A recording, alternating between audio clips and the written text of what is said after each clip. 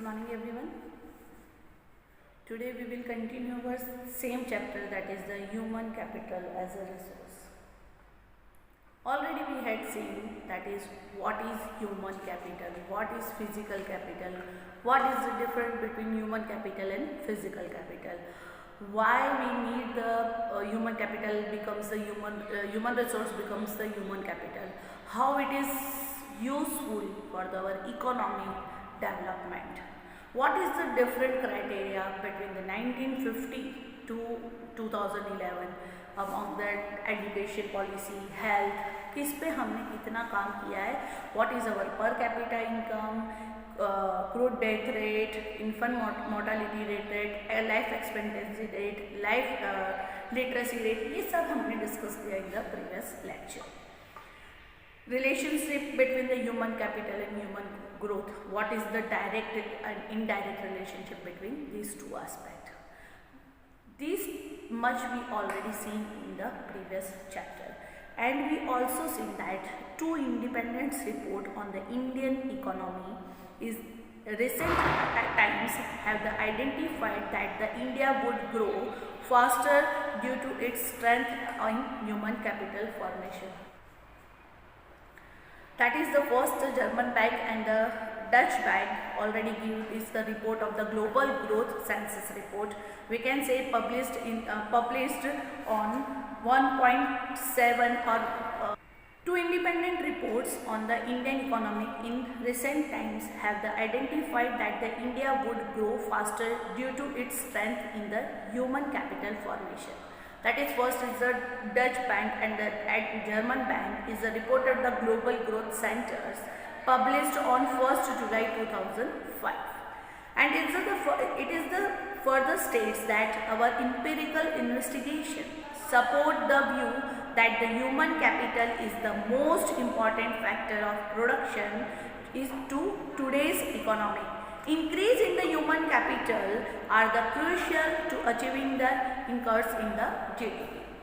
And the other is the World Bank criteria. When the World Bank, it isn't the recent report, it is given by the World Bank, is India and the knowledge of the economic leaving the strength and opportunity. When we are talking about the strength and opportunity, we already seen in the SWOT analysis in business studies also. What is the strength of the Indian economic? That is our strength is our human resources. When the human resource becomes the human capital, that is our basically resources becomes our strength. Fine. So our strength is human resource, but our resources becomes our strength when we are using the human resource as a human capital. Now today we will start the state of human capital formation in India. How to format the human resource as a human capital. So we can say our resources becomes our strength or our opportunity will be increased. Now we are in the developing country. If our all human resources become the human capital, we are definitely becomes the developing country. Human capital formation of the outcome of investment in education, health, on the job training, migration and information. That factors already we had seen in the previous lecture in detail. Of these, education and health are very important sources of human capital formation. We know that our federal country with a union government, state government and a local government, it is called the municipal corporation or the municipalities or the village panchayat. The constitutions of the India mentions the function of being carried by the each level of the management. We can say federal management. Each level of management, it means federal management. What do you mean by the federal management? That is central government, state government and the we can say municipality, nagarpalika and gram panchayat. Accordingly, the expenditure on the both education and health are to be the carried out the simultaneously by all three tiers of the government. Which are the three tiers? Government, central, state and the local. It is called the federal. Need for the government intervention in the education and health sector. Why we are focusing only the education and health? We already discussed about that. When our education it is literacy rate becomes the in case, that is the very clear our human capital our human resources become the human capital in the far better manner with the help of the on-job training also. Education and healthcare services create both private and the social benefits, and this is the reason for the existence of both private and the public institution in the education and health services in the market. Expenditure on education and health make the long-term impact and they cannot be easily reversed. Hence, the government intervention is essential. For instance, once a child is admitted to a school or healthcare center where the required services are not provided, before the decision is taken to the shift the child in the another institution, substantial amount of the damage would be have been done. Suppose one hospital to second healthcare, it is called hospital only, so one healthcare center to different healthcare center, so does the damage of the expenditure only. एक institution में admission लिया है, वहाँ satisfaction नहीं है, दूसरे institution में admission लिया, again expenditure is more. So it is the just expenditure, nothing output becomes on. Moreover, individual consumers of these services do not have the complete the information about the quality of services and their cost. In this situation, the providers of education and the health services acquire the monopoly power and are the involved the explorations. You know what is the monopoly? Only one seller and others are the buyer. So in these terms, the education centers and the health centers, they are becomes the monopoly power and they are just wasting our money, and we can say our expenditure is more.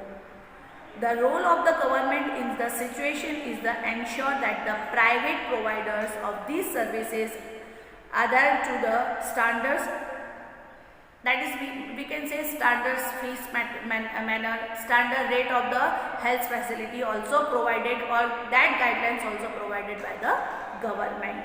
So the change of the correct price and we just reduce our expenditure on the education and health facility. Second, in a developing country like with a large section of the population living below the poverty line, many of us cannot afford the access the basic education and the health care facility also because of the poverty. In the previous chapter, we have already seen about what is the poverty criteria in the India, what is the effect of the poverty in Indian economy. So we can say that is a cycle. Poverty is there because of the lack education is there or illiteracy rate is there. So that is the cycle. Poverty is there. That's why the health facility is poor, education facility is poor. Or then again job security is not there because of the illiteracy and because of the health facility. So this is the cycle. यहाँ cycle का कहीं अंत नहीं होने वाला है because cycle is started with the poverty and again the start with the human capital and human capital again start with the poverty only. So moreover, the substantial section of our people cannot afford to reach super specialist healthcare and the higher education. Higher education means private sector education. Basic education and the healthcare is a right of the citizens. So it is essential that the government should provide the education and health services free for cost for the deserving citizens and those from the socially opposed classes. It means they are living in the below the poverty line. In India, the ministries of education at the union and the state level department of education and various organizations like National Council of Education Research and Training, that is called NCERT, University Grants Commission, it means the UGC, and All India Council of Technical Education, that is AICTE, facilitate the institutions which come under the education sector. Both the union and the state government have been stepping up expenditure in the education sector over the year in order to fulfill the objective of attaining the education and health facility. Similarly, the Minister of Health at the union and state level, Department of Health and the various organizations like Indian Council for Medical Research ICMR facilitate the institutions which come under the health sector. So this is the criteria, or these are the institutions created by the government to provide the educations and the health facility to the common people, or we can say poor people. Next is the growth in government expenditure on education in India. What are the steps taken by the government of India? Government expenditure on education is expressed in the two ways. First, as a percentage of the total governmental expenditure, and second, as a percentage of gross domestic product, you can say GDP. First, we just discussed with the as a percentage of the total expenditure of government. It indicates the importance of education in the scheme of things before the government. Which schemes provided by the government, or what are the expenditure government create for these schemes. Second is as a percentage of gross domestic product, or we can say GDP. So it expresses how much of our income is being committed to the development of the education in the country. GDP, it is the part of the total national product divided by number of persons who are living in the same country. So it is the just average, or we can say we find out the average product or gross domestic product. So we can say how much increase or decrease in the education sector also. During the 1952 to 2014, education expenditure percentage of total government expenditure increased from 7.92 to 15.7. It means 1950 में 7.92 था, उससे 2014 में कितना हो गया 15.7. And the percentage of GDP increased from 0.64 to 44.13%. In 2009, the Government of India enacted the Right to Education Act to make the free education of the fundamental right of the children in the age group of 16 to 14 years group. Government of India has also started levying a 2% education cess on all union taxes. The revenue from the education cess has been and marked for the spending of the all elementary of the education. And in the addition to this, the government sections a large outlay for the promotion of the higher education and new loan schemes of the students, or we can say we are just granting the loan for the students, that is the education loan. Now the expenditure on the different level of education in India. Elementary education take the major shares of the total education expenditure, and the share of the higher tertiary education, that is called institution of higher learning like colleges, physiotherapy, clinical universities, etc. is the least. Though on an average the government spends less on tertiary education, expenditure per students in tertiary education is higher than the elementary.